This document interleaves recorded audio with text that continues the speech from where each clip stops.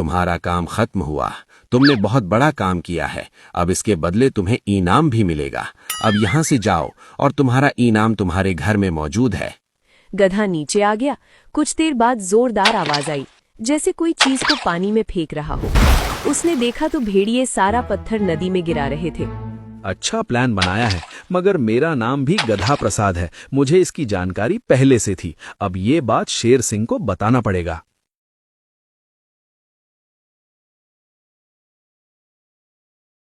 गधा प्रसाद दिनों दिन आलसी हो रहा था, जिससे उसकी माँ परेशान थी। अरे पड़ा पड़ा सोता ही रहता है, कभी काम में भी जाया कर। पड़ोस वाले हिरन के बच्चे को देखो, दिन भर बेचारा शेर सिंह के साथ जंगल की देखरेख करता है। देखना माँ, एक दिन शेर सिंह उसका ऐसा देखरेख करेगा कि हिरन का बच्चा सीधा उनके पेट में ही मिलेगा। फिर आप मुझे खुद बोलोगी कि मैं कितना बड़ा ज्ञानी हूँ। क्यों ज्ञानी बोल के गधा समाज की इज्जत डुबा रहा है? देख बेटा, हमारा काम सिर्फ बोझ उठाना है। भगवान ने हमें ज्यादा बुद्धि नहीं दी है, इसलिए मैं दोबारा कह रही हूँ, ज्ञान की बात छोड़ दे और कोई काम कर।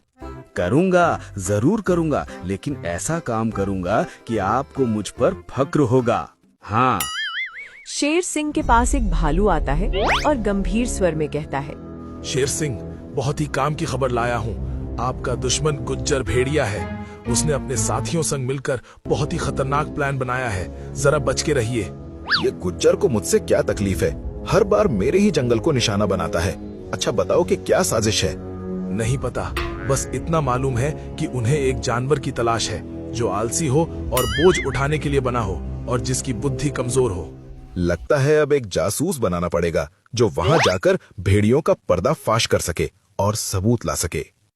अगले दिन शेर ने एक घोषणा करवाई, सुनो सुनो, जंगल में जो भी आलसी है, शेर सिंह ने उन्हें बुलाया है। बहुत बड़ा काम देने वाले हैं, इसलिए कल सभा में अपनी अपनी हाजिरी लगाइए।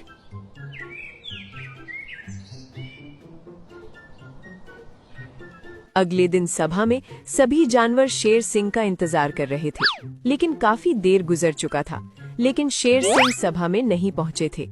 यहाँ से चलो भाई, फालतू का समय बर्बाद हो गया। बेमतलब में काम के लालच में यहाँ आ गए, और ऐसे भी जब बुलाने वाले को हमारी कद्र नहीं है तो हम भी उसका इंतजार क्यों करें। वल्लाह, चलो भाई, अभी अभी तो मैं काम कर रही थी, सोची थी कि शेर सिंह बड़ा बड़ा काम देगी, मगर यहाँ तो कमबख्त शेर ही नहीं होती। चलो भाईजान, सभी यहाँ से चलो। सभी एक एक करके चले गए। उनके जाने के बाद गधा प्रसाद पहुँचा। अरे वाह, चमत्कार हो गया भाई। आज पहली बार मैं सबसे पहले पहुंचा हूँ, वो भी 2 घंटे की नींद लेने के बाद। मगर मुझे समझ नहीं आ रहा है कि मैं कैसे जल्दी पहुंच गया। तभी शेर झाड़ियों से निकला और सभा में पहुंचा। शाबाश गधे प्रसाद, तुम ही असली आलसी हो। बाकी सब तो काम के लालच में मेरे पास आए थे। अगर उनके अंदर सच में आलस होता तो मेरे पास काम मांगने ही नहीं आते। अरे वाह, तो क्या मुझे अब इसके बदले इनाम मिलेगा? जरूर इनाम मिलेगा, बहुत बड़ा ईमान मिलेगा। इसके लिए तुम्हें काम करना होगा। तुम्हें गुज्जर भेड़िए के इलाके में जाकर उनसे घुलना मिलना होगा और उनका काम करना होगा। मगर एक शर्त है। शर्त? कैसी शर्त? मुझे उसके हर काम की जानकारी दोगे। वे तुमसे क्या क्या काम कराएंगे मुझे हर तीसरे दिन बताओगे। ठीक है, ऐसा ही करूंगा। अब हर काम की जानकारी आप तक पहुंच जाएगी।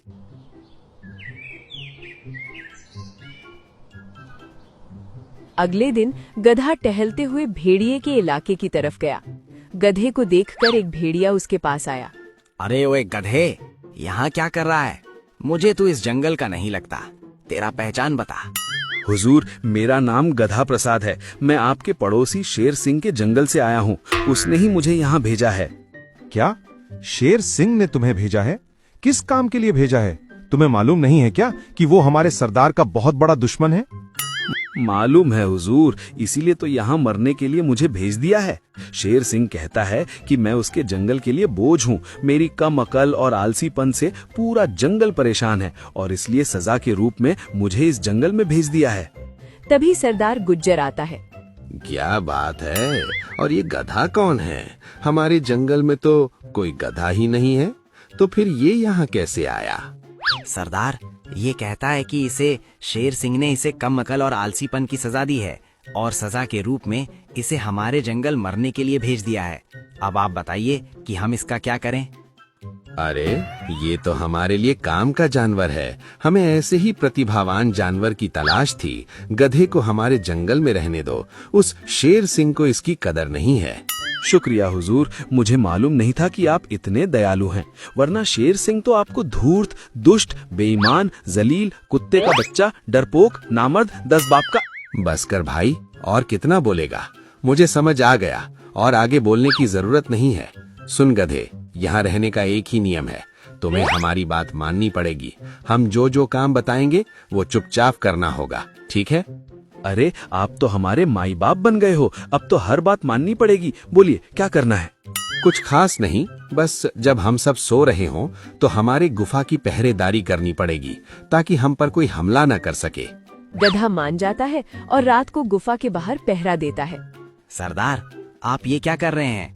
इसका तो अलग काम था, तो इससे ये काम क्यों करा रहे हैं? मुझे इस पर शक है। जरूर ये हमें आज रात नुकसान पहुंचाने की तैयारी करेगा। हम सब आज रात चौकन्ना रहेंगे, कोई भी नहीं सोएगा। गधा सारी रात गुफा के बाहर खड़ा रहा। उसने कोई हरकत नहीं की क्योंकि शेर सिंह ने उसे पूरी तरह समझाकर भेजा था। सरदार, ये गधा तो कोई ऐसी उल्टी हरकत नहीं कर रहा है जिससे इस पर शक किया जा सके। ये तो ईमानदारी से बाहर खड़ा है। लगता है गधे को सच में बाहर निकाल दिया गया है। हम इस पर बेवजह शक कर रहे हैं। अब हमें सो जाना चाहिए, कल बहुत जरूरी काम है।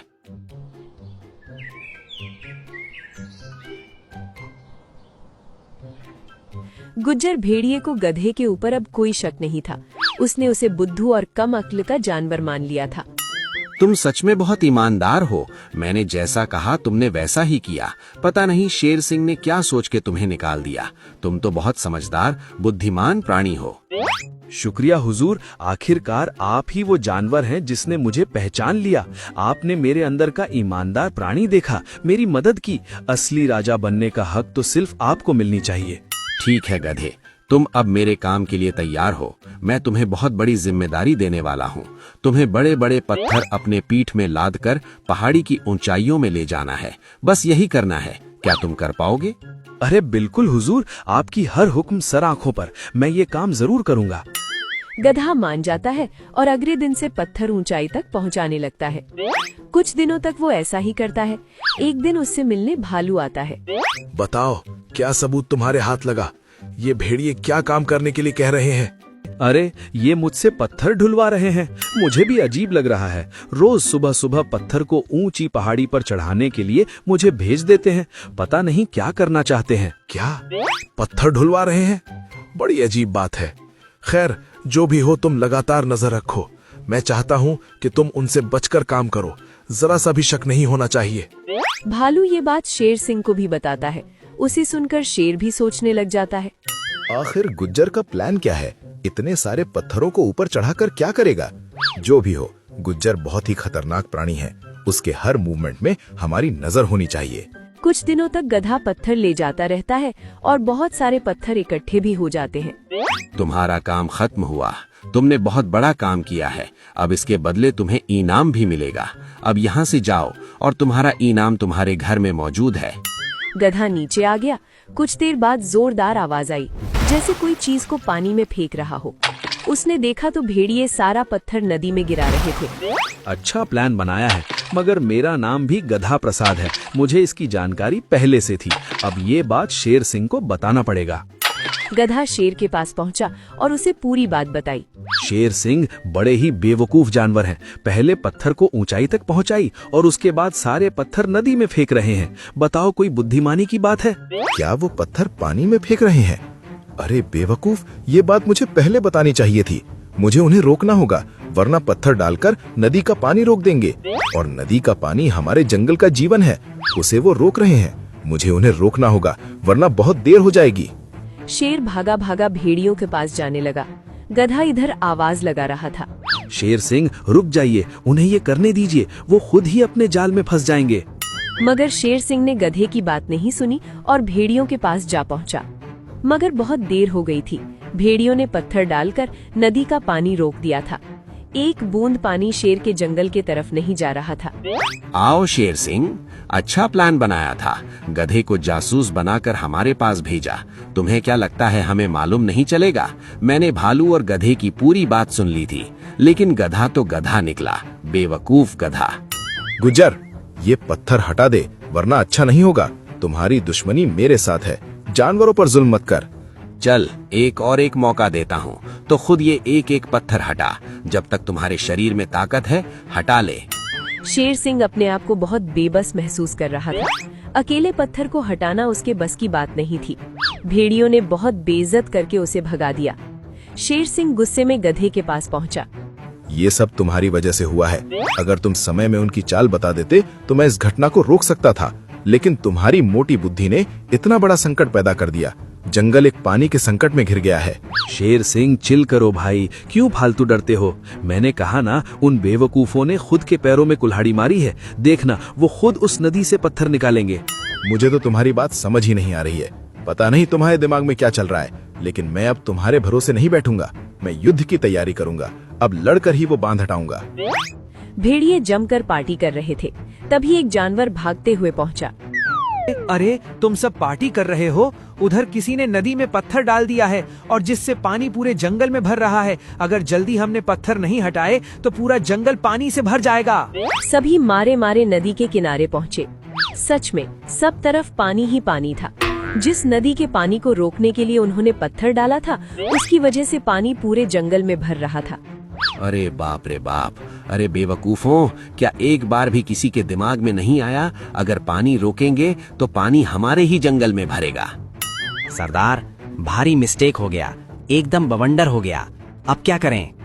करना क्या है कमबख्तों, पत्थर को हटाओ, वो भी जल्दी जल्दी, वरना हमारा ही जंगल पूरे पानी में भर जाएगा और फिर हमें मौका भी नहीं मिलेगा।